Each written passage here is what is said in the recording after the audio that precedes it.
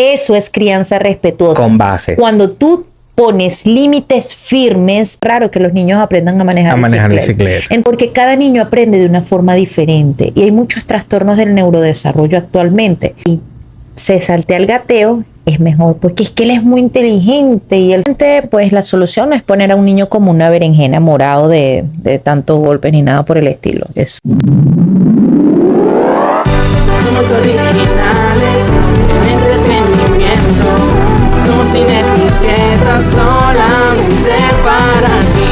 No busques otro lugar, aquí no encontrarás, somos el número 1. Hola, ¿cómo están? Saludos, Harley Rivero de Sin Etiquetas 3.0 y hoy estoy súper acompañado con una amiga de la vida, con una prima de la vida, una persona que estudió conmigo todo el bachillerato, nos graduamos juntos, tenemos el mismo apellido. Ella hace así porque no le gusta que digamos la edad. No, mentira. Pero yo estoy feliz de tenerla acá en las cámaras de Sin Etiquetas 3.0. Lady Rivero, médico, neurólogo, pediatra. ¿Cómo estás, Lady? Bueno, muy bien. Son 30 años conociéndonos. Realmente para mí ha sido un honor porque nos conocimos en una etapa muy especial de nuestra vida, como es la adolescencia, en donde la camaradería y esos amores de amigos nacen y no mueren jamás.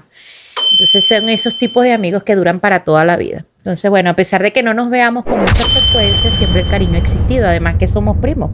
Sí, en realidad. Primos. Primos por apellido, pero durante toda la vida siempre nos llamamos primos. Siempre sí, exacto. Esa camaradería.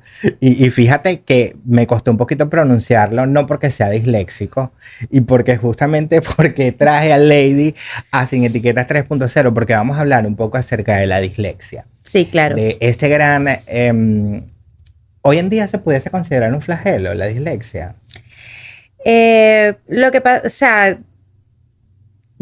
es que como no está tan diagnosticada, a veces de repente no podemos, como numerar muy bien aquí qué tanto nos puede afectar, pero realmente sí lo es, porque realmente es bastante incómodo para una mamá tener un hijo que vaya mal en la escuela y no se sepa el por qué, o que de repente hasta el mismo niño no entienda por qué para todos es mucho más fácil leer y para él no.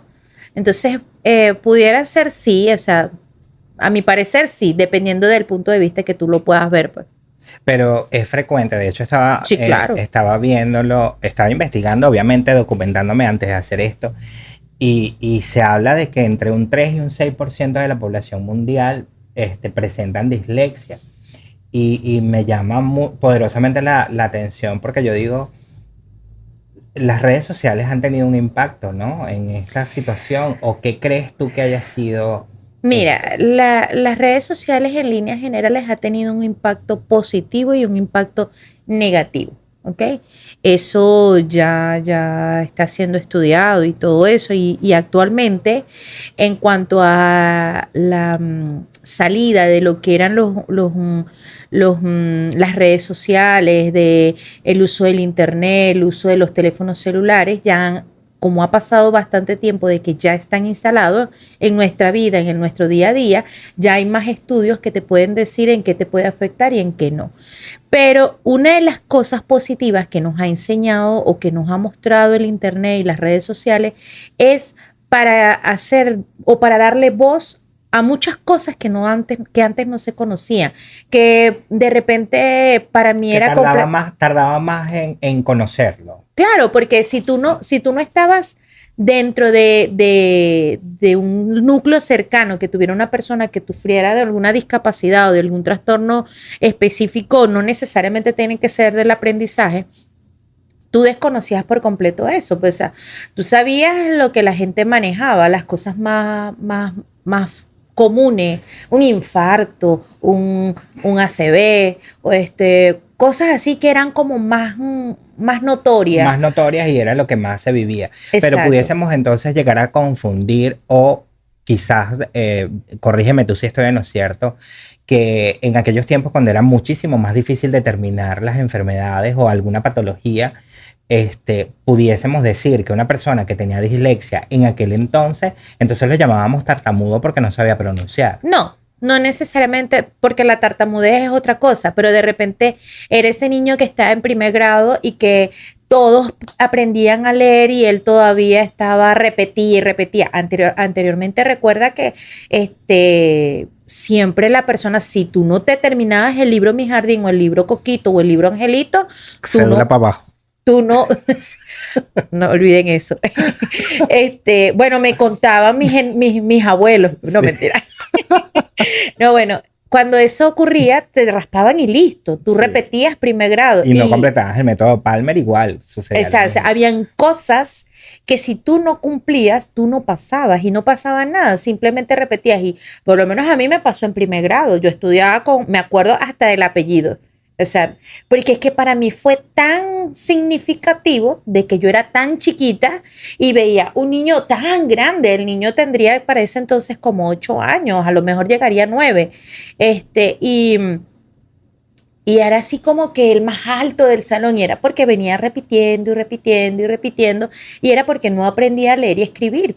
Pero no había eso de que, mire señora, no, el niño no sabe no quiere aprender a leer y escribir, llévelo a un neurólogo, llévelo a un psicólogo, llévelo a un psicópedago. Eso no se veía. Eso no, en realidad no. Los cuidados eran menos. O sea, de hecho, el cuidado para los niños en aquella época era en atención a una gripe, a un dolor estomacal, a un dolor de cabeza fuerte y a ese tipo a una cortadura, a ese tipo de cosas. Pero ir a un psicólogo no era complicado, era para las familias, creo que, no sé cómo era decirlo, como un tabú. Pero era como un tabú, ir a un psicólogo en aquel momento y llevar a un niño, pues era muchísimo más, ¿no? Todavía sigue siendo un tabú, todavía tú escuchas personas que dicen, no, pero es que, o sea, que tú le dices, cónchale, deberías ir a un psicólogo porque están pasando por una situación de duelo, porque están pasando una situación personal importante y dices que yo no estoy loco, te lo dicen de una buena vez. No, pero es que el psicólogo no es para personas que están locas. Por el contrario, todos tenemos problemas, todos tenemos mucha carga encima. El peso de su carga va a depender de cómo usted esté para poderla cargar. Si usted tiene unos buenos ánimos, si tiene una buena ayuda, en este caso de un psicólogo que te esté ayudando a entender el proceso, te va a ser mucho más fácil cargar esa carga que probablemente para ti en ese momento es muy pesada. Entonces la gente eso no lo entiende, hay mucho tabú. Incluso en mi familia pasó, mira, yo cuando era niña, nosotros visitábamos mucho a mi bisabuela. Mi bisabuela vivía en un caserío en Atarigua. Eso es entre Arenales y Tintorero. Y es metido y es una cosa así. Y yo recuerdo que teníamos una tía que ella siempre nos mandaban a saludarla. O sea, era una tía abuela porque era hermana de mi abuela. Y siempre me vayan a saludar a la tía. Ah, sí, nosotros íbamos, entrábamos al cuarto. Jamás la vi que fuera agresiva ni que fuera grosera. Es más, nosotros siempre le llevábamos, la costumbre era de que cuando uno iba de visita le llevaba chucherías, le llevaba dulces, cosas así para ella, pues. Y ella siempre, ay, Dios te bendiga. O sea, a mi criterio ahorita, yo analizándola como neurólogo, yo la veo relativamente normal, ¿sabes? Tampoco fue que la evalué en ese momento porque tenía 6, 7 años, 8 años. Pero entonces, después, porque uno empieza a preguntar, tú vas creciendo y empiezas a preguntar, pero ¿por qué tía Lila no sale? Porque ella es que ella es epiléptica. Entonces, nada más el simple hecho de que un niño te convulsionara, si fuera una sola vez que convulsionó a mundo, a lo mejor tenía hasta fiebre el muchachito, que eso es completamente normal sí. Ahorita. Entonces, condenada para toda la vida en una habitación encerrada, ella no salía, no le gustaba salir, ya estaba ahí, dependiendo completamente de su familia. Entonces era un tabú. Ahorita, gracias a Dios, bueno, las cosas han mejorado, hay muchas más especialidades, hay muchas personas que se están preparando y que se siguen preparando, que es lo importante, y eso nos abre una ventana para poder tratar este poco de niños. Ahorita, gracias a Dios, mira, este año hay una cantidad de centros aquí en Acarigua. lo cual felicito por completo todas esas personas que se motivaron a hacer su emprendimiento, a montar su centro de estimulación temprana, centros para ayuda psicopedagógica para los niños. O sea, me parece súper ideal porque a veces se necesita y a veces hasta se da, no, a veces más bien falta. Entonces, eso está muy buenísimo. Y tú no crees que, sabes que la crianza ha cambiado muchísimo. Mucho. O sea, la crianza ha cambiado muchísimo. Si nosotros hablamos de nuestra época de niños, nosotros llevamos palo. Vamos a estar claros que llevamos palo.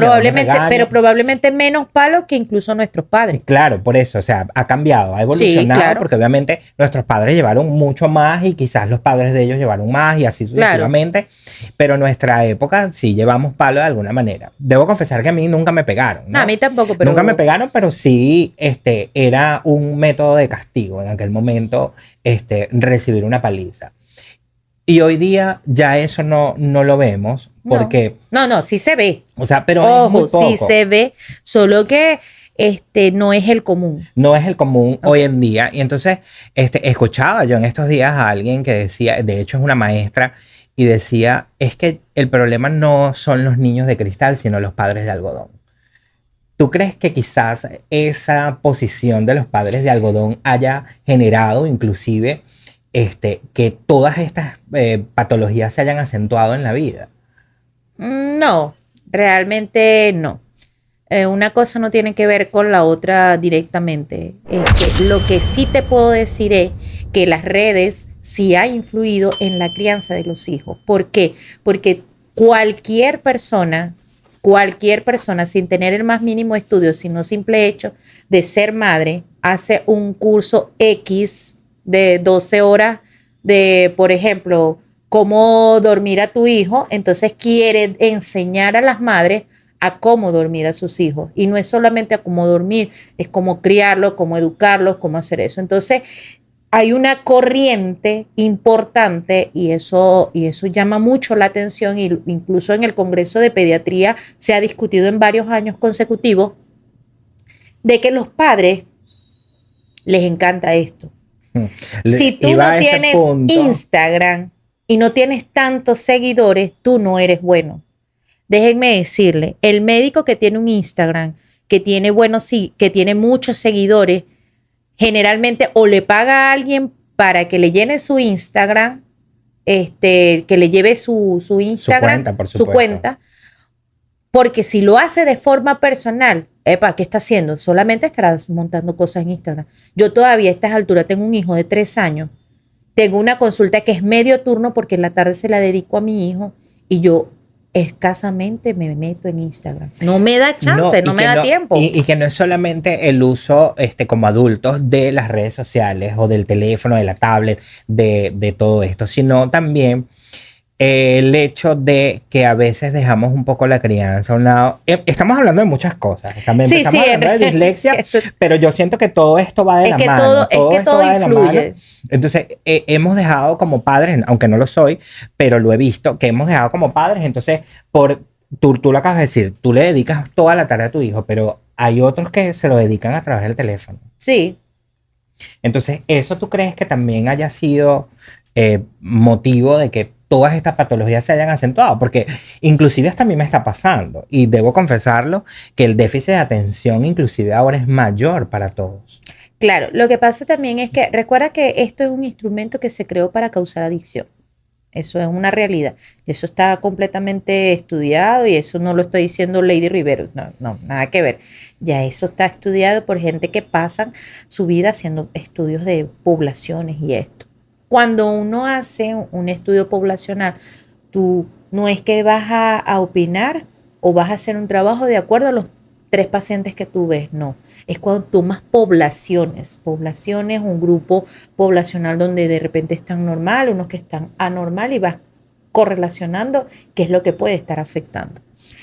Una de las cosas es que estaba leyendo en un estudio, era que ya ahorita era muy difícil que tú te aprendieras un número de teléfono que no fuera Muy el tuyo. difícil, muy difícil, exacto, porque de hecho Porque antes está en nuestra aquí. época no lo sabíamos absolutamente Todo. todos los números de teléfono. Tú te sabes el de Hoy tu día mamá, el de no. tu papá, el de tu casa, o sea, tú te sabías todos los números. Ay, no, déjame el de mi mejor amiga. No, ya yo me lo sé, o sea, ya tú los marcabas sin necesidad Sin necesidad de buscarlo.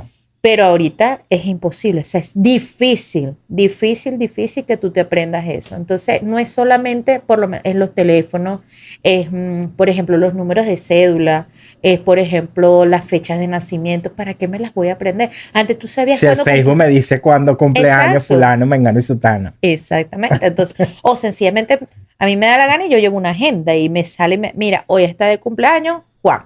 Entonces ya tú sabes, o sea, no. Esto ha hecho que nuestro cerebro se vuelva más perezoso en ese aspecto. Más codependiente Totalmente. más codependiente de la tecnología. Total. Y volviendo un poco a la dislexia, Lady, este sistema de aprendizaje, o mejor dicho, la educación la actual. educación actual, ¿tú crees que tenga que cambiar? Que Claro. tenga que cambiar ese sistema curricular, porque de hecho está basado en lectura, escritura y memorización. Mira, hay una cosa muy importante y es que cuando se crearon esos sistemas era por lo que la norma atendía o cuando, o sea... Que era educar, aprender a leer y a escribir. Exacto, pero era como lo más necesario, era como que lo que la mayoría aprendía, ¿ok? Pero siempre hay personas que salen de la norma, hay personas que no necesariamente tienen que ser igual o que tienen que aprender igual. Y eso pasaba mucho, por ejemplo, tú lo notabas en algunas materias, de repente tú eras excelente en deporte, epa, o sea, sacabas No fue 20 en así. deporte, pero por ejemplo en biología, ¿no? O sea, te costaba entender biología, porque tenías que escribir, o por ejemplo, eras muy bueno en biología, pero en lenguaje, en lengua y literatura eras terrible, porque tenías que leer un libro entero y, ay, Dios mío, qué pereza con leer ese libro. O las matemáticas. Entonces, hay cosas que se O te las hacen... benditas Tres Marías, que eran Sí, de terror para todo el mundo. sí, es terrible. Pero bueno, tenían su encanto.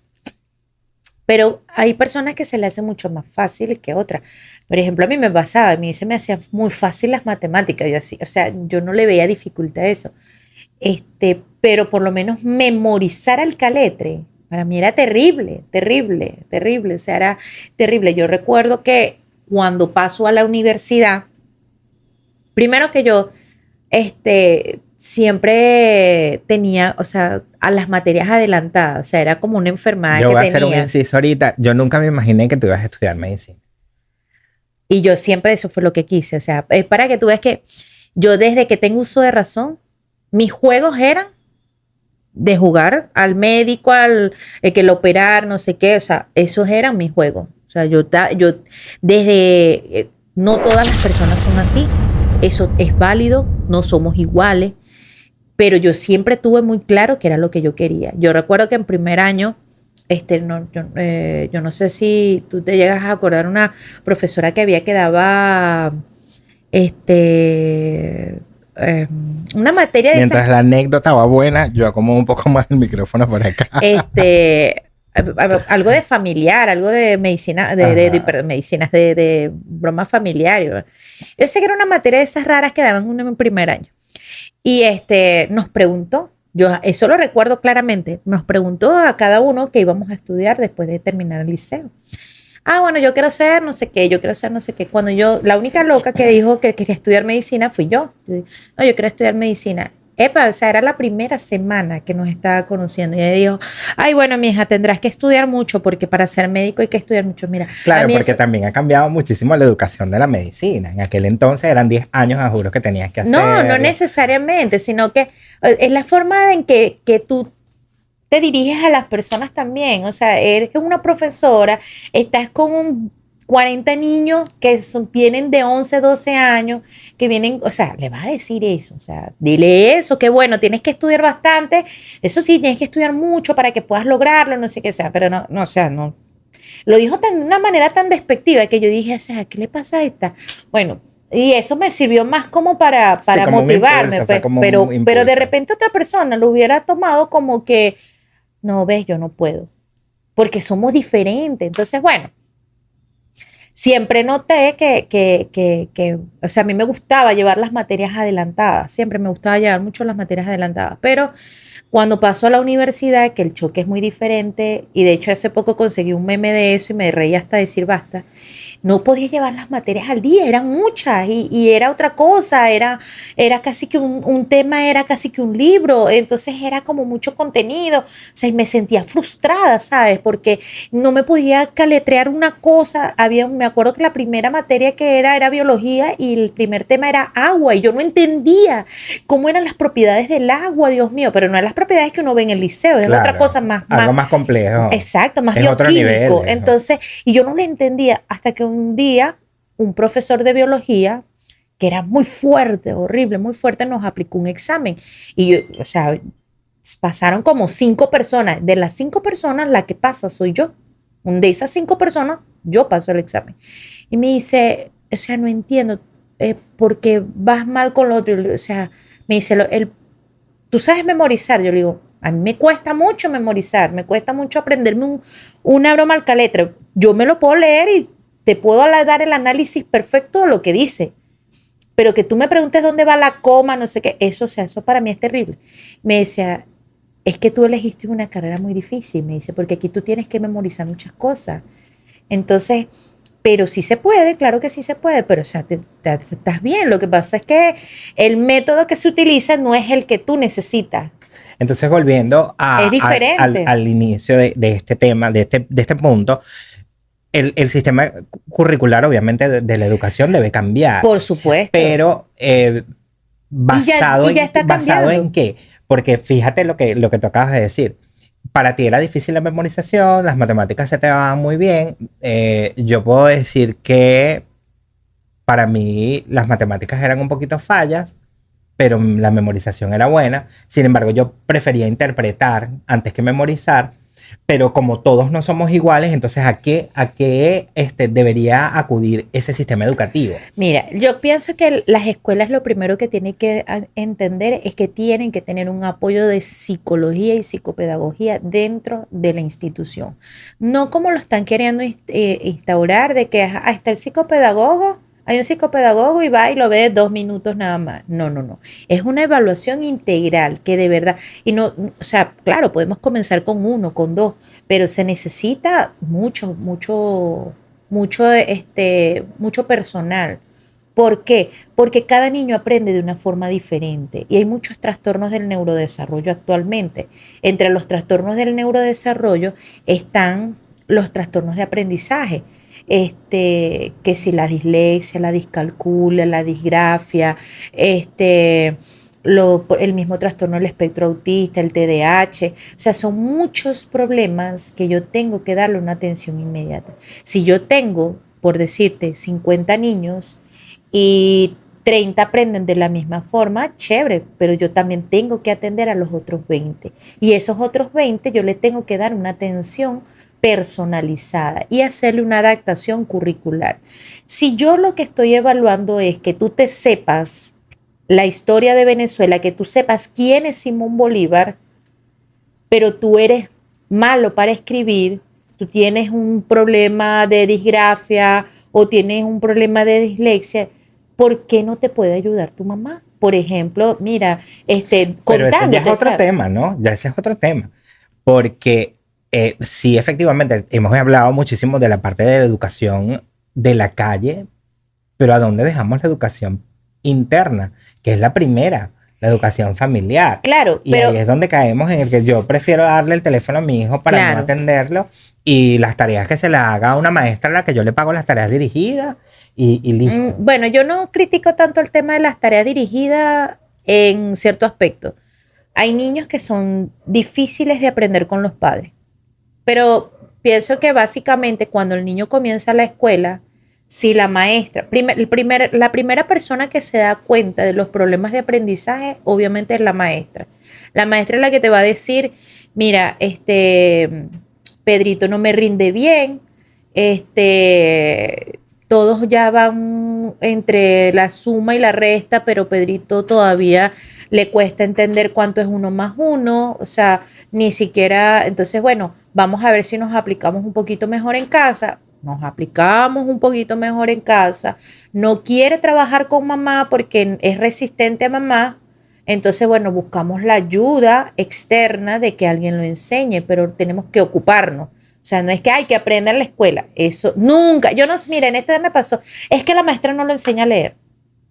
Ya va, pero es que quien enseña a leer el hijo es mamá y papá. Bueno, casi siempre mamá. Pero entonces, si vemos que es resistente a la mamá, entonces buscamos ayuda. Nada, se dio un periodo de prueba y el niño todavía no arranca en esa actividad en particular.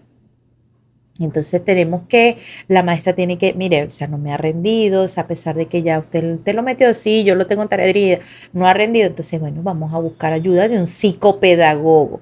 ¿Quién es el psicopedagogo? ¿Quién es ese señor? Bueno, esa es una persona que estudia los diferentes tipos de aprender y él va a hacerle una evaluación al niño Y va a determinar y va a exactamente. determinar cómo es la forma que él necesita aprender. Porque de repente yo, escuchando la clase, me aprendo todo.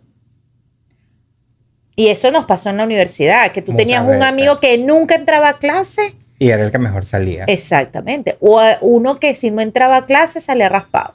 Porque cada quien aprende de una forma diferente. Entonces, cuando descubrimos cuál es la forma de aprender de ese niño, empezamos a actuar. Si vemos que obtenemos resultados, debería ese psicólogo ir a la escuela, hablar con la maestra, hacer un plan. Mira, lo vas a evaluar de esta forma. Y es lo que uno llama la adaptación curricular. Se hace la adaptación curricular para que el niño tenga las competencias. A mí que me interesa que el niño aprenda a sumar y a restar, ¿verdad? Entonces, ¿cómo voy a obtener yo eso? Bueno, con la adaptación curricular. Yo no puedo seguir los métodos tradicionales, sino que tengo que emplear otros métodos. Y ya tengo quien me está diciendo a mí cómo lo voy a hacer.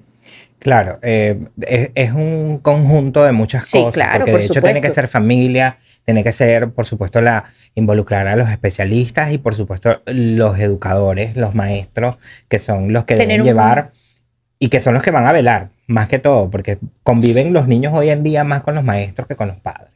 Siempre ha sido Siempre así, ha sido ¿sabes? así, ¿no? En realidad Siempre ha sido así. De hecho, los maestros siempre han tenido un factor clave importante en la crianza de los hijos. Sí, en realidad. Lady, hay otra cosa que me llamó poderosamente la atención con respecto a la dislexia y se habla de que los niños varones son mucho más afectados que las niñas hembras. Sí, generalmente. ¿A qué crees tú que se deba eso? Mira, eso realmente no hay una especificación como tal, pues no hay una Un diagnóstico que dijera, una explicación que específica dijera, que lo dijera. mira, es porque tiene más células de esto. Pero en realidad en los trastornos del neurodesarrollo, en la mayoría es más frecuente en el varón que en la hembra. Siempre los varones. ¿Será por eso de lo que siempre dicen que la hembra se desarrolla primero, que madura más rápido que Lo que pasa es el que varón? el cerebro o de la mujer viene, no sé, desde el punto de vista de estructura, ya viene como con unas funciones predeterminadas. Pareciera que eso viniera genéticamente codificado en que nosotros tenemos que estar pendiente de esto, pendiente de aquello. Y de hecho, lo notaba cuando metí a mi hijo en maternal. La primera semana caótica, por supuesto, todos esos niños llorando. Y las niñas eran una madurez impresionante. Los varones lloraban, gritaban, y las niñas, o sea, una que otra con un poquito de lágrima, pero, o sea, regia, por supuesto. Y los varones se tiraban al piso y lloraban por la mamá. O sea, es algo que viene ¿será algo como más de codependencia del el varón? hombre es como más codependiente de la mamá, pero es algo que viene como genéticamente nuestro, que incluso las niñas, lo veía mucho que de repente los niños al principio, tú sabes, distraídos todos los hombres como como siempre. Los niños pasaban se pasaban de salón y salían las niñas, mira, es aquí, y jalaban a los niños, vente para acá. Y de hecho, cuando venían del receso, hacían su receso en el parque, tú veías a las niñas, ay, hay que buscar a no sé quién, y agarraban a fulanito y se lo traían así agarradito de las manos. O sea, era impresionante. Y todavía, ahorita que está en primer nivel de preescolar, es lo mismo. O sea, las niñas así todas regias y los niños, ay, el llanto, así como que no me abandone, o sea, no sé. Pero en líneas generales, los trastornos del neurodesarrollo, incluso el autismo, el TDAH, es mucho más frecuente en el varón que en la hembra. En el varón que la hembra. Yo Sí. no sé, yo pienso que también puede ser por eso, por la codependencia del varón.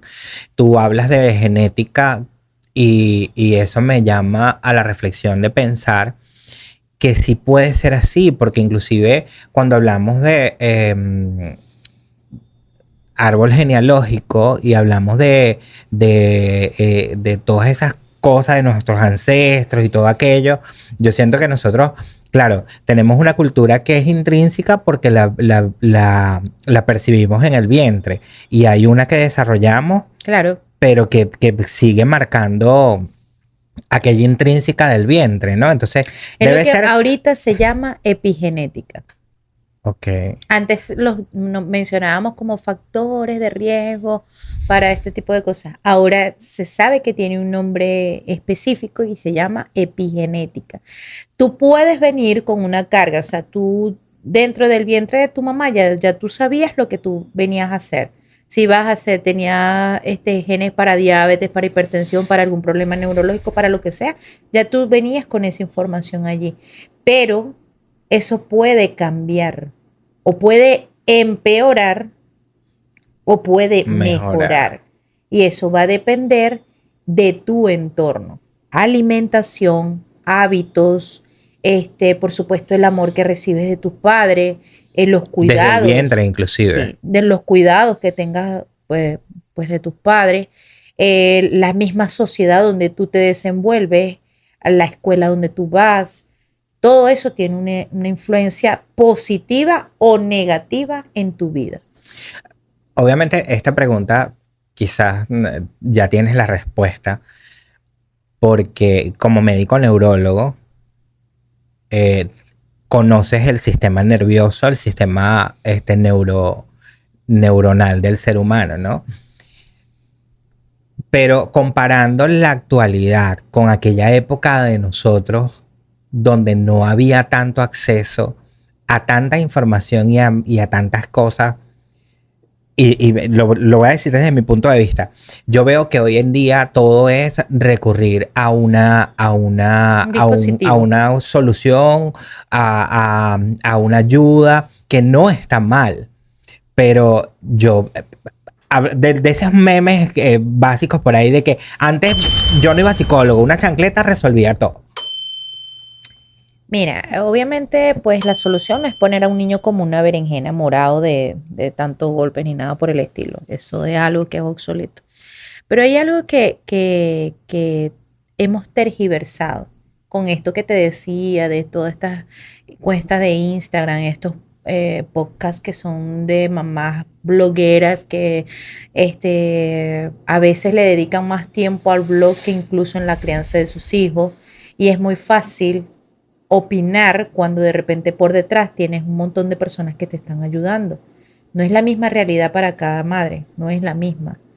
Pero, ¿qué ha hecho esto? Que se pierdan los hábitos y que se haga una crianza respetuosa.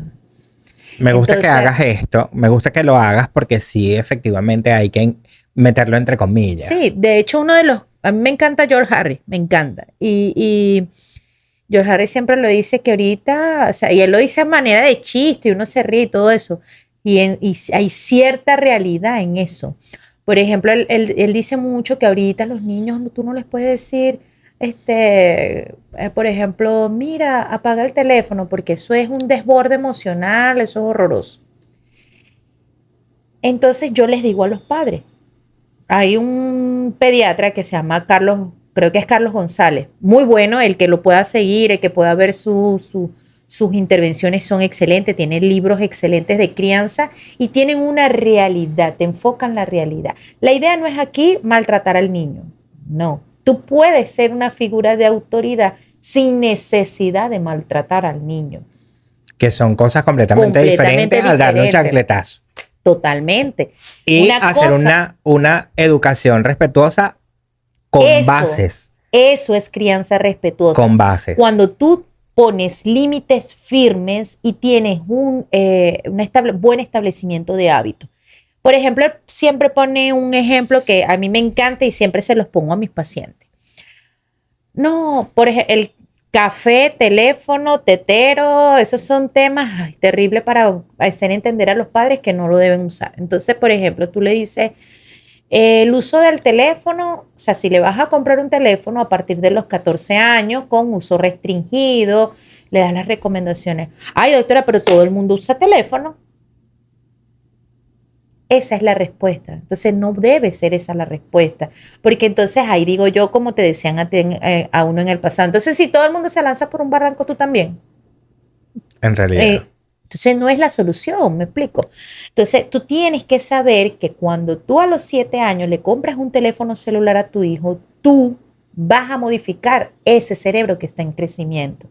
Cuando tú tienes un teléfono o cuando le das una tablet o juegos de video, ¿cómo son los juegos de video? Los juegos de video se crearon para causar adicción también. Te dan una recompensa. Tú pasas un nivel y una recompensa, monedita, monedita, monedita, o un premio, me puedo comprar este nuevo artefacto para ser mejor, para correr más, para lanzar llamas, lo que sea el juego que está utilizando. Siempre va a obtener una recompensa. Entonces yo siempre voy a andar en la vida queriendo obtener una recompensa, porque eso es la forma en que me he creado.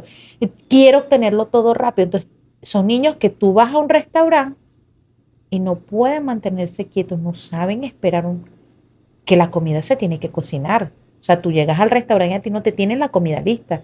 Tú haces una selección de lo que tú quieres y tú tienes que esperar que cocinen esa comida. Eso no lo saben hacer. Pero eso es gracias a esto. Entonces ahí es donde venimos con los hábitos. Niños que la crianza es respetuosa. Hay que respetar el sueño del niño.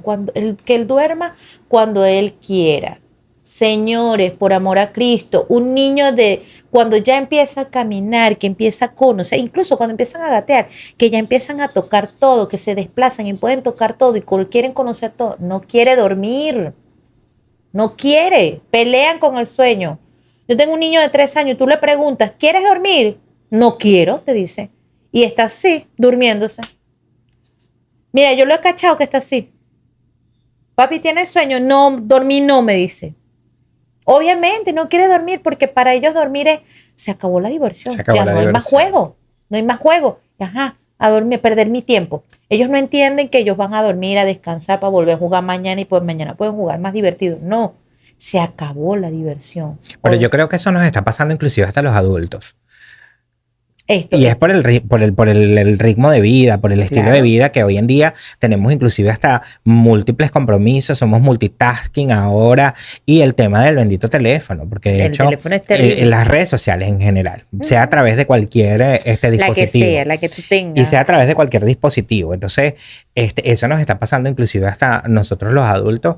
Y yo siento que la conclusión de todo esto y de todas estas patologías básicamente, veníamos a hablar de la dislexia, pero como todo tiene que ver, una va de la mano con la otra, yo pienso que esa enseñanza respetuosa debe ser la correcta y no la que está encasillada entre 2 comillas. Claro, pero ahora, por ejemplo, yo les digo, si tú tienes un niño de 2 años y agarra un cuchillo, ¿qué es lo primero que tú haces?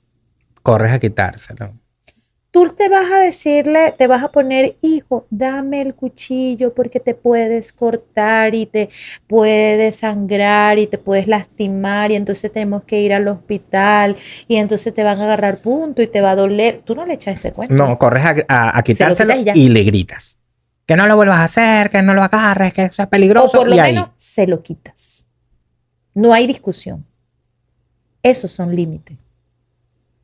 Si tú ves que un niño va caminando por un borde que se puede caer, tu instinto es retirarlo de ahí. Listo. Esos son límites. No hay discusión. Y no hay manera de explicarlo. No, tú puedes explicarlo de forma sencilla. Por ejemplo, con los tomacorrientes. Peligroso. Sencillo. Es peligroso. Pero ¿qué debes hacer? Ponle unos tapones. Si los tienes abajo, ponle unos tapones. Un cartoncito, lo que sea que tú tengas, un tirro, lo que tú quieras. Pero ya sabes que ya existe la curiosidad. Sí, Entonces, porque ahí caemos entonces en lo que lo prohibido se hace tentador, ¿no? Y yo creo que eso es mental para todo el mundo. claro, pero A los cualquier niños no edad lo y a hacen, cualquier hora. O sea, sí, eso pero no tiene límite de edad. los niños no lo hacen en el sentido de retarte. No, claro, no es la forma de retarte, sino que ellos están probando sus propios límites y sus propios límites los prueban con los de uno. Entonces también ahí vamos, que la forma de cómo tú críes es también como tú vienes criado y como te saca tus propios demonios. Sí. Eso es así. Si tú eres estresado y gritón, ese pobre niño lo vas a gritar a cada 5 minutos. Si tú eres agresivo, tú le vas a dar su nalgada a cada rato. Porque el niño va a sacar tus límites. La crianza de un hijo es eso. Hay niños que son tranquilos, hay niños que son un pan de Dios. Eso provoca tener todo así igualito, pero no todos son iguales. Cada niño es diferente. Y tú puedes tener 8 niños y cada uno va a tener una conducta diferente y tu estilo de crianza tiene que cambiar. Lo que tú, por ejemplo, a ti te regañaban, y a tu hermano de repente había que mostrarle la correa. Algo así. O de repente, y a tu hermana simplemente no se le decía nada porque ella era tranquila, por ponerte un ejemplo. Porque cada uno de nosotros tiene una personalidad diferente. Entonces, tenemos que ver qué nos funciona y entender que lo que nos funcionó con uno no nos va a funcionar con lo otro. Pero hay cosas que tú tienes que establecer límites. Tú no puedes permitir que a las 11 de la noche un niño ande echando vaina por ahí. Sí, Cuando necesita dormir. Eso que tú acabas de decir, por ejemplo, mientras a unos lo regañaban, a otros le mostraban la correa y a otros no le decían nada. Pero los tres deben tener los mismos límites. Claro, por supuesto, pero la forma de atenderlos es diferente. Exacto, la forma de atender es diferente, pero deben tener los mismos, a mí no los me mismos pegaban. límites a los tres. A mí no me pegaban. A mí me decía, por ejemplo, la comida, con el tema de la comida. Si no te comes la comida, te vamos a pegar. Yo no iba a averiguar si eso era verdad o era mentira. Yo veía la correa ahí y, o sea, yo no Era iba, más que ay, sí, suficiente. voy a retar a mi mamá para ver si me va a pegar. No, no lo iba a hacer. Pero mi hermano sí lo hacía. Mi hermano sí era retador. Y hoy día, O sea, eso lo estamos viendo mucho porque es lamentable decirlo y normalizarlo, porque ya es normalizado. Y volvemos a caer en el tema de las redes sociales, que los niños ahora son eso. O sea, la educación viene de allí. Sí. O sea, y ya no hay, y es un reto inclusive para ellos y para los padres y para la familia. Y justamente esta misma profesora lo decía, la que te hice el comentario, de que decía que no eran los niños de cristal, sino los padres de algodón. Y ella misma lo decía, porque entonces si tú como educador le llamas la atención a un niño hoy día, entonces viene el padre y te formas semerendo zaperoco porque tú le formaste intentaste corregirle al niño. Entonces ella dice, ¿para qué estoy acá si mi intención es corregirlo? Y de una manera profesional hacerlo. Claro. Lo que pasa también es que venimos con un chip de que había gente, acuérdate que nosotros teníamos o sea, nuestros antepasados maestros o profesores eran un poquito rudos. Entonces venían con esa crianza, con esa cuestión de que si te daban con la regla, que si Te jalaban las patillas. exacto. Entonces, eso también hay que modificarlo. Me pasó ahorita. Metí al niño en una actividad. No lo vamos a decir porque entonces vamos a saber cuál es. Sí. Metí al niño en una actividad y el docente de esa actividad son niños de 3 a 4 años y el docente de esa actividad quería que entráramos las mamás con los niños. Obviamente los niños con las mamás se portan peor. Entonces tenía una actitud desafiante el instructor. por lo menos decía, eso, ay, que es que ahorita que los niños son los niños de cristal, en este tono, pues, que los niños son los niños de cristal porque no les ponen preparo, que no sé qué más, porque los niños lloraban. Tienen 3 años. Es su primer día en una actividad completamente desconocida, que no tienen ni idea. Entonces, de paso salía con el tema de que había un niño que quería tocar algo que ella tenía y ella había dado permiso para que lo tocara. Y el niño le pedía, por favor, y ella sencillamente no lo escuchaba, porque el niño de verdad no quería hacer nada, pero era porque tenía miedo, o sea, era un niño muy tímido, estaba asustado y estaba con su mamá, pues. Al final le dijo, no, no te lo mereces. No te lo mereces porque tú te portaste muy mal. O sea, por Dios, tiene 4 años. No es Pero lo ella mismo. había dado permiso también. Le había dado permiso a otros niños, pero a él no, porque él se portó mal, porque él no quiso hacer las actividades como ella dijo. Pero entonces ahí es donde yo digo, mira, vamos a manejarlo de otra forma. Yo te voy a dar permiso que toques, pero Pero ya haces la sabes que actividad. quiero que hagas la actividad para que aprenda. Metí al niño en otra actividad. Esta sí la puedo decir porque le ha ido bien. En natación, lo metí en natación y era completamente diferente. Esta fue su primera semana. Y el profesor tiene una niña revoltosa, ¿sabes? Que se escapa. Y la niña, o sea, tiene mucho potencial, pero la niña se escapa, es terrible. Entonces, ve acá, mira, no te puedes escapar. No te puedes escapar porque entonces vamos a perder tiempo. Y tú vas muy bien, mira, lo estás haciendo genial. Vas excelente, mira, ya estás casi sola.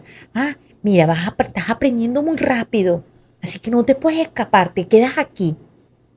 Es una forma diferente. Un enfoque Es un diferente. enfoque diferente, es una forma diferente de llegarles. Porque al Exacto. final del camino lo que se quiere es llegarle a que ellos puedan comprender y entender lo que tú vienes diciendo, los límites, qué es permitido, qué no es permitido, qué pueden hacer y qué no pueden hacer. Exacto. Y por supuesto, Y todo ellos esto debe ir aprenden. guiado principalmente por los padres.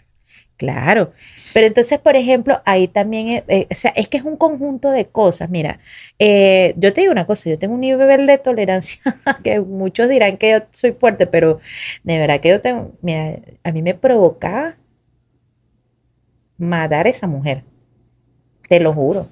Pues, ¿cómo le haces un niño de 4 años? No era mi hijo, a mí me dolió, yo no me puedo imaginar cómo se sentía su mamá. Bueno, una de las niñas quería tomar agua y no, porque no era la hora de tomar agua.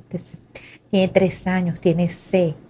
Ay, si que tiene ganas de ir a hacer pipí, no puede ir a hacer pipí. Si se orina ahí. O sea, hay cosas que tú tienes que ser un poquito más flexible de acuerdo a la edad. Pero Muy hay que diferente. ser flexible Mira, dentro de lo que tiene que ser exacto, flexible. exacto. Por ejemplo, los niños se adaptan a las rutinas muy rápido, más rápido de lo que uno se imagina. Tú no puedes pretender crearle una rutina a un niño en un día. Eso toma tiempo, pero se adaptan rápido. En la escuela donde estudia mi hijo, ellos llegan, entran al salón, saben dónde van a dejar el bolso, saben dónde van a dejar el agua, el bolsito de la lonchera, saben dónde van a dejar el agua la dejan más accesible porque ellos a cada rato están tomando agua. Cada quien sabe cuál es su termo. Esa era una de las cosas que a mí me angustiaba, porque decía, ay, ¿cómo va a saber? Porque tenía 2 años, ¿cómo va a saber cuál es su termo? Él sabía. Y ese es el de Juan, ese es el de Vin, o sea, ese sabía hasta los de los amiguitos. No, mamá, ese es el de no sé quién. Entonces, a veces tú también los limitas mucho. Sí.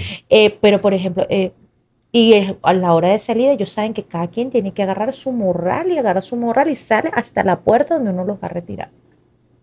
Eso es una rutina. Y ellos saben, suena el timbre. Y es una rutina que los va a formar para la vida. Claro. Los va a formar para la vida porque les está instruyendo una disciplina y que todo en la vida debe ser una disciplina. Exacto, así mismo es. Entonces, qué bien por quienes lo están haciendo de manera orientada. Sí, hay muchas personas que nacieron para ser educadores. Nacieron para ser educadores, que es algo que llevan en su sangre, que lo llevan y que lo hacen con un amor que tú dices, siempre hay una maestra que todo el mundo la quiere porque es muy dulce, porque... La maestra Miel. Ajá. O no, a veces ni siquiera es tan dulce, por lo menos hay maestras que son fuertes, pero Pero te dejan la enseñanza sí, y tú lo ves pero desde ese punto de no, vista. pero son fuertes, pero no son maltratadoras. Exacto, son fuertes porque Te exigen, como como decían, todo. como vi también en un reportaje en estos días, de carácter fuerte no es quien pega cuatro gritos. Carácter Exactamente. fuerte es quien tiene la paciencia de Así, yo soy fuerte, orientación. porque yo no, Esa es no una maté a persona de nadie. carácter fuerte, Sí, de tener la orientación sí, y la capacidad de paciencia y de poder guiar. Eso es una persona de eso. carácter fuerte. No una persona de carácter fuerte la que pega 500 gritos y, es de carácter fuerte. Sí, No, es así. en realidad no es así, sino el que Hemos tiene la utilizado paciencia muy mal el término, muy mal. muy mal. ¿Cómo puede una familia reconocer la dislexia en su hijo? ¿Y cuáles son los tipos de dislexia y cuál es el procedimiento a seguir? Mira, es muy difícil que los padres lo reconozcan. Generalmente es muy difícil que los padres lo reconozcan. Ahí entra un factor fundamental, el tema de la escolarización del niño. Si el niño no está escolarizado, es muy difícil que nos demos cuenta y hay que esperar a que el niño empiece a conocer las letras para poder saber. Eso generalmente ocurre entre los 5 y 6 años, que es lo normal. Hay niños que aprenden a leer mucho antes de tiempo, chévere por ellos, pero lo normal es entre los 6 años que ellos aprenden a leer. Pero cuando ellos empiezan a confundir, al principio, cuando tú empiezas a aprender, tú confundes porque que de repente le haces la barriguita para adelante a la B y para atrás. O sea, te puedes confundir. Y eso ser normal. Ujú. Pero ya cuando tú estás adquiriendo la lectura, ya estás pasando para un segundo grado y el tema de la lectura te cuesta, o sea, es difícil, tienes difícil pronunciación, ahí hay que tomar atención. Y es el psicólogo el que puede hacer las pruebas para determinar realmente, el psicólogo y el psicopedagogo, para determinar realmente si es una dificultad de aprendizaje específica como es la dislexia. Y la normalización de la dislexia, porque de hecho yo lo he escuchado muchísimo en adultos. Cruza a la derecha y cruzó a la izquierda. Es que soy No, disléxico. no, O sea, entonces ese término ya en la normalización del vocabulario no, o sea, como tal, o sea, eso es dificultad de lateralización y eso tiene que ver mucho con procesos que tú debiste haber hecho en tu niñez. Cuando el cerebro, cuando tú naces con tu cerebro inmaduro, completamente inmaduro. Entonces, a medida que tú vas creciendo, el cerebro se va complementando con una grasita que se llama mielina y esa grasita nos sirve para llevar cada impulso eléctrico a cualquier otro lado, a que el cerebro esté mejor comunicado. Entonces, ¿qué pasa? Que vas adquiriendo cosas o destrezas, como quieras llamarlo, lo que nosotros llamamos como desarrollo psicomotor. Entonces, el desarrollo psicomotor tiene 4 áreas importantes, que es la motricidad gruesa, que es caminar, saltar, sentarnos, ese tipo. Fíjate que uno lleva un paso. Primero sostienes la cabeza, después te logras sentar, después gateas, después camina, después empiezas a correr, a saltar, saltas en 2 pies, alternas los pies, o sea, subes escalera, bajas escalera, todo es un proceso. Tú no fue que un día te despertaste y hiciste todo ese montón de cosas, eso tú lo vas aprendiendo poco a poco. En la motricidad fina es todo lo que tiene que ver con mis manos, ¿verdad? Y la motricidad fina empieza con el sencillo agarre. Yo me aprendo a conocer las manos. Me agarro una mano con la otra. Después agarro a mamá o agarro un objeto y lo paso de una mano a la otra. Después voy adquiriendo hasta obtener la pinza, que es cuando yo puedo discriminar y agarrar un objeto de esta forma. Y ahí es donde tenemos muchos fallos. Una de las cosas que nos saltamos mucho aquí, pues sobre todo en Portuguesa, que somos la tierra del llano, donde nació José Antonio Páez, es que aquí la gente sí se saltea el gateo, es mejor, porque es que él es muy inteligente y él caminó de una vez. Eso es terrible, terrible. El gateo es uno de los movimientos más importantes, porque hay que recordar que nuestro cerebro se divide en dos, en el hemisferio derecho y el hemisferio izquierdo. Entonces, ¿qué pasa? El cerebro no trabaja, ay, bueno, yo voy a trabajar primero y después trabajas tú. No, él trabaja en conjunto. Como la vista. No hay una zona que trabaje sola en el cerebro. Cuando yo estoy haciendo algo, esto que estamos haciendo tú y yo, que es conversar, eso implica muchas cosas. Y mi cerebro está, no, hombre, en rojo todo, o sea, está haciendo todo. Entonces, ¿qué pasa? Que la forma de estimular ambos hemisferios que trabajen a la vez y se pueda cruzar es con una estructura que se llama el cuerpo calloso. Es como un puente entre los dos hemisferios. Y para que ese puente esté gordito y pueda resistir, tiene que existir el gateo. Y no es el gateo, ay, es que era el gateo de nalguita, es que el gateo para atrás, o es que el gateo con los puntas. No, es el gateo, el verdadero gateo. Rodillas en piso, manos en piso. Y hacerlo de forma cruzada. Este movimiento es súper difícil, entonces me hace que este hemisferio con este esté chocando. Y ese cuerpo calloso ese puente se está colocando gordito, chévere. Entonces, cuando nosotros nos saltamos ese paso, empezamos a tener problemas. Entonces, a veces son niños que tienen dificultades en la concentración porque tienen algún tipo de dislexia, algún tipo de disgrafia, o puede tener de repente alguna otra condición que pudiera presentarse que sea sencilla, que se pueda resolver, pero que está presente allí. Por ejemplo, en lo que hablabas de la lateralización, eso se llama lateralización. Tú tienes que saber cuál es tu lado derecho y cuál es tu lado izquierdo. Eso es innato. Pero si yo jamás en la vida te he estimulado eso, tú no lo vas a saber. Entonces, para eso son los ejercicios. Hay personas que dicen, ay, ¿a quién van a raspar en preescolar? O preescolar, eso casi que no se va. No, mire, ustedes no se imaginan lo bueno que es pasar por preescolar y el maternal y pues, los 3 niveles de preescolar. Porque allí es donde se estimulan todas esas áreas, la motricidad fina. ¿Dónde te pones tú a pintar? Preescolar. En preescolar. ¿Dónde ensartas tu cuenta? En preescolar. ¿Dónde tú empiezas a saltar? Que salten con un pie, salten con lo del otro. Educación física en el preescolar, ¿cómo es? Vamos a saltar en un pie, vamos a saltar en el otro, vamos a atravesar los conos. Es esas cosas. Y eso es preescolar. Que nos las hemos saltado por querer avanzar y por querer estar. Por querer andar más rápido de lo normal. Y a veces no es andar rápido, sino andar con buen pie.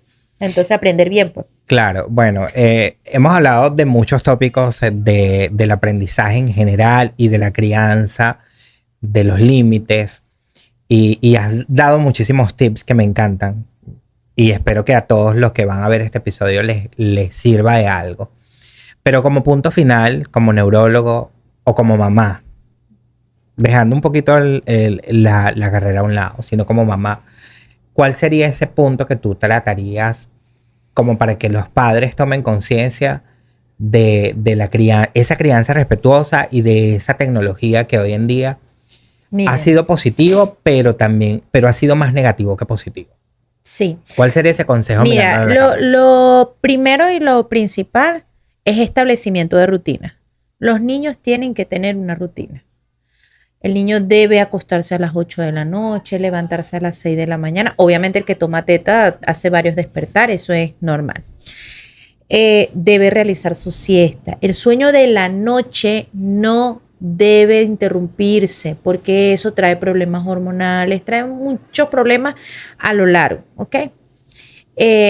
Y anticipar establecimientos de rutinas. Por ejemplo, papi, mira, nos despertamos, vamos a cepillarnos, vamos a hacer pipí, nos vamos a bañar y luego nos vestimos para ir a la escuela, o se lo podemos hacer. Ahorita hay muchas dibujitos de que tú puedes conseguir en internet de rutinas y ya salen los dibujos que lo que tú tienes es que imprimirlo y colorearlos y ya.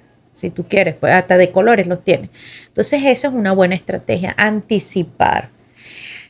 Y lo otro que es sumamente, por supuesto, la alimentación tiene que ser una alimentación balanceada. Se dice que nosotros para poder tener una alimentación balanceada debemos tener o consumir en una semana al menos 70 alimentos. La mayoría no llega ni siquiera a 20, ni siquiera. Entonces debemos tener una alimentación balanceada y variada. Los niños no necesitan el azúcar, no la necesitan, ni siquiera nosotros los adultos. Ya nosotros la consumimos porque nosotros ya somos adultos y decidimos qué es lo que vamos a hacer con nuestras vidas. Y si queremos morir más temprano o más tardío, eso ya es decisión nuestra. Pero nuestros hijos no deben consumir azúcar, no deben consumir café, por favor. No café ni bebidas psicoestimulantes. Y lo otro que es sumamente importante, no usar teléfono celular antes de los 14 años. No es necesario. Si, por ejemplo, por algún motivo usted me dice, ay, doctora, pero es que usted no sabe porque yo vivo en no sé dónde y yo tengo que estar comunicada con él. Cómprele un teléfono celular que no tenga acceso a redes sociales, ni a juegos, ni a nada por el estilo. Que sea estrictamente para comunicarse. Y ya. O comuníquese con el adulto que va a estar con él. También es una opción, pero por decirte, venden todavía los que son, sí, los que son solo no para conexión. Solo para conexión. Exacto, los no inteligentes. Entonces puedes comprarle uno de esos. Si es que es una necesidad de que tienes que estar comunicado con el niño. Y por supuesto, ellos van a estar expuestos, aunque ustedes no quieran, a las redes sociales de una u otra forma. Pero tiene que ser de forma controlada. Entonces es más fácil que yo no le tenga tablet, que no le tenga teléfono, y controlar lo que pueda ver en su entorno. La mayoría de los chamos ahora les piden tablets en la escuela y eso está muy bien porque ellos ven muchas herramientas tecnopedagógicas y esto, pero es para el uso de la escuela.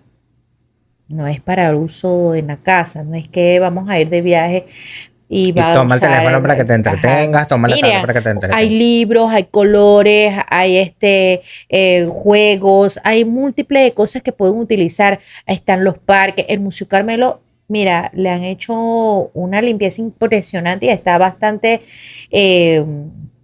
para visitar, pues, o sea, hay muchas actividades que se hacen ahí de vez en cuando, incluso hay gente que hace ejercicio todos los días allí. Entonces está el parque Manonerio, que está bien bonito, el parque de la Espiga. Todo esto se lo vamos a dejar aquí en la cajita de información. Somos de Acarigua, Estado Portuguesa, por eso hacemos referencia a estos parques. Sí. Pero en su ciudad, en el parque que ustedes consideren que haya este tipo de actividades o un parque como tal, una plaza, vayan. El contacto con la naturaleza también es muy importante, entonces pueden asistir. Claro. ¿Cómo éramos nosotros? Una bicicleta. Ahora hasta es raro que los niños aprendan a manejar bicicleta. Entonces, cómprele su bicicleta, que salga a manejar bicicleta, llévelo al parque, estimule las actividades fuera de casa, bien sea deportes, pueden ser, el niño no le gusta deporte, pero le gustan las artes plásticas, mételo en pintura, mételo en no sé, oratoria, tantas cosas que hay ahorita. Ahorita hay muchísimas cosas que pudieran los niños hacer y que ellos les gusta y pues, ¿por qué no aprender? Pues aprender cosas nuevas. Yo quiero acotarle a eso de que háganlo porque ustedes quieren un buen desarrollo para sus hijos, claro, y no por quitárselos de encima, porque inclusive a veces pasa de que, yo lo voy a meter porque quiero que él tenga 2 horas o quiero tener 2 horas libres de la crianza. Entonces háganlo porque ustedes en realidad quieran que sus hijos se quieran desarrollar y no por quitárselos de encima, porque al final no se los van a quitar de encima porque son sus hijos. No, por ejemplo, si tú los metes en natación, tienes que estar ahí pendiente. A mí me da terror irme y dejar al muchacho ahí que obviamente no va a pasar nada a nombre de Dios, pues, pero no es lo mismo que uno esté ahí. O en fútbol, para darle apoyo moral, aunque sea. No quiere decir que uno no se puede escapar un momentico. Ay, mira, tengo que ir a echar gasolina o tengo que ir a comprar, cualquier situación. Uno va un momentico y lo hace, pero siempre el apoyo ahí de estar para sus hijos. Ese compartir es muy fundamental. Claro, y es satisfactorio tanto para ti como para tu hijo. Mira, qué bello cuando tu hijo está practicando un deporte y por ejemplo, hace un gol y mira a la tarima a ver si está su mamá y su papá y, pues mira, o sea, la felicidad, o sea, esos videos que colocan por allí en Instagram que graban a los niños, mira, eso es una cosa Es una maravillosa, ternura. o sea, es una vaina preciosa, pues. Claro que sí. Bueno, por ahora nos despedimos. O sea, de acá le vamos a dejar todas las señas de Lady Rivero, médico neurólogo pediatra, para quienes quieran seguirla y por supuesto quienes quieran contactarlas para que los atiendan a sus chamos. Recomendado al 1000%, no solo porque seamos amigos o porque sea mi primo, sino porque en realidad vale la pena una consulta con Lady. Se los digo que a mí me ha estado ayudando a los 43 años que tengo. Sí, la verdad. Tengo 43, la verdad. Nos despedimos por ahora. Harley Rivero, sin etiquetas 3.0. Chao, chao. Chao. Somos originales en entretenimiento. Somos sin etiquetas, solamente para ti.